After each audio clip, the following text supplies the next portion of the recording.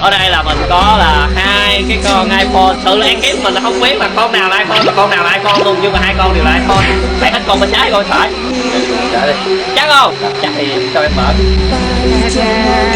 iPhone 6 đời nhà Minh nhé bạn. Rất tiếc với bạn, con này mới là iPhone Pro Max 14. Siêu vẫn chưa háo luôn nha các bạn.